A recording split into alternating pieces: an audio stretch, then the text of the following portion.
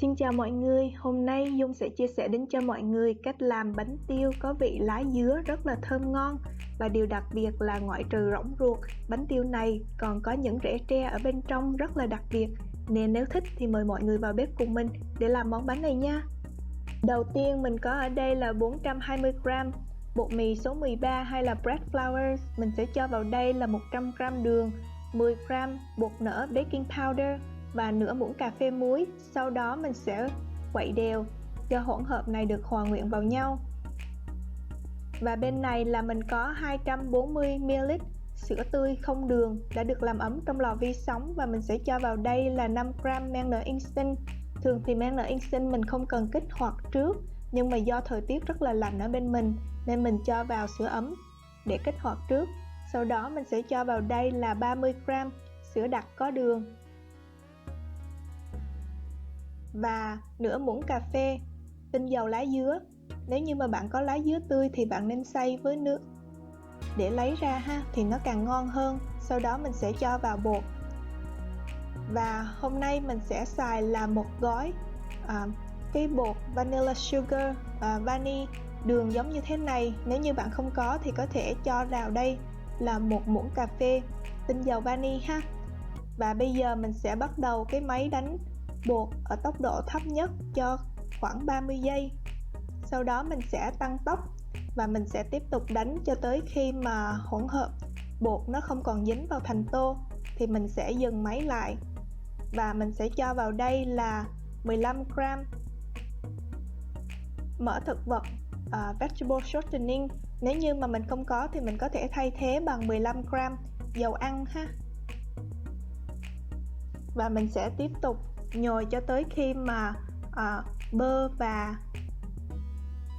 bột nó được hòa quyện vào nhau, không cần là phải dẻo đâu nha. Tổng cộng thời gian đánh thì khoảng 10 phút thôi.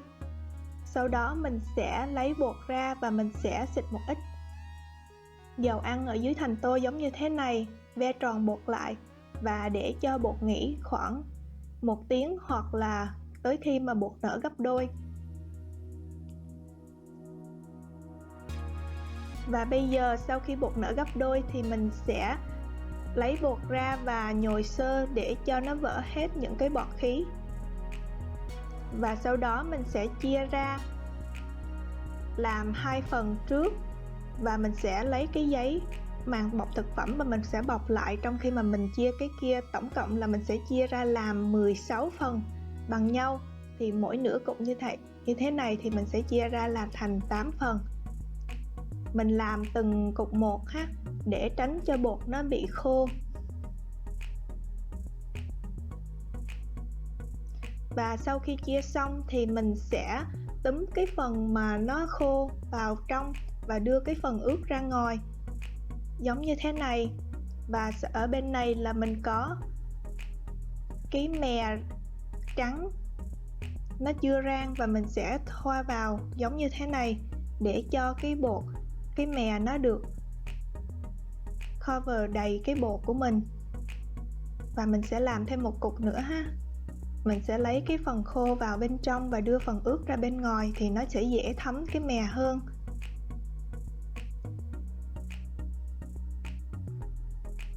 Đó, như vậy là được rồi. Và mình sẽ tiếp tục làm cho tới khi hết bột. Tổng cộng là 16 cục ha. Và bây giờ mình sẽ đậy lại và để cho bột nghỉ thêm 15 phút nữa, trong lúc mà mình bắt đầu chuẩn bị dầu cho nóng. Và bây giờ dầu đã nóng rồi thì mình bắt đầu cán bột để chiên bánh. Mình có thể cán nó mỏng hơn nếu như mà mình muốn ở bên trong thật là rỗng, nhưng mình thì mình không có muốn nó rỗng lắm, mình muốn có một ít cái rễ tre ở bên trong đó, nhìn nó rất là thú vị và ăn nó cũng ngon hơn so với nó rỗng quá. Nên mình sẽ không có cán mỏng quá, mình cán như thế này, khoảng như thế này là được rồi ha. Và nhiệt độ lý tưởng để cho mình chiên bánh là khoảng 360 độ F tới 370 độ F, hoặc là 183 độ C cho tới 185 độ C. Bây giờ mình sẽ, dầu đã nóng rồi thì mình sẽ cho cái đầu tiên vào ha. Thường thì cái đầu nó không có được chuẩn lắm, tại vì cái nhiệt độ đó Mình cho là khoảng 5 giây thì bắt đầu bánh nó sẽ nổi lên và mình sẽ tiếp tục trở. Thường thì nó mất khoảng từ 1 phút cho tới 1 phút 20 giây cho cái bánh chín của mình. Nếu như mà bánh nó chín quá nhanh thì cái nhiệt độ của mình đã quá cao thì bánh nó sẽ mau khét và nó sẽ không có nở đẹp được. Mà nếu như mà nó nhiệt độ thấp quá thì nó cũng lại không nở được. Nên cái nhiệt độ rất là quan trọng trong cái việc chiên bánh tiêu của mình. Nên mình để luôn cái cây nhiệt độ như thế này để cho nó chuẩn. Đó, và đây là bánh của mình, cái đầu tiên nên nó không có được nở nhiều lắm. Bây giờ cái thứ hai ha.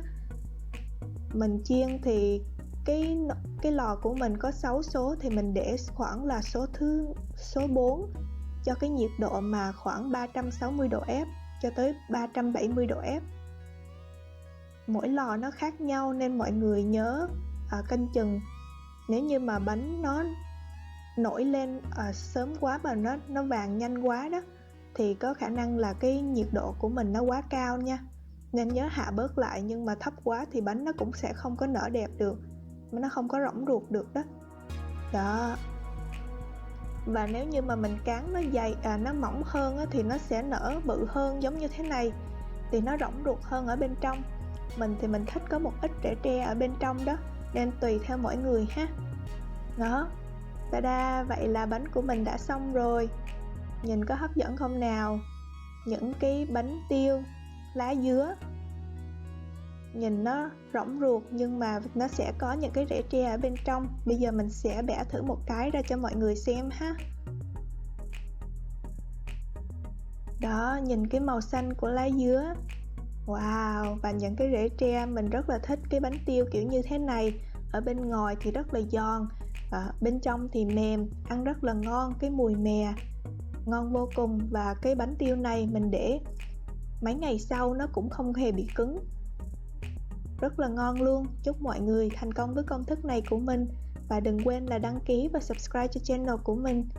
Cảm ơn mọi người rất nhiều. Bye mọi người.